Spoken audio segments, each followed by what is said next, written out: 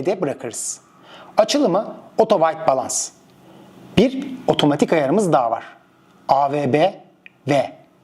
AVB ortamın genel rengini, AVB V ise ortamdaki beyaz ışığı ölçer.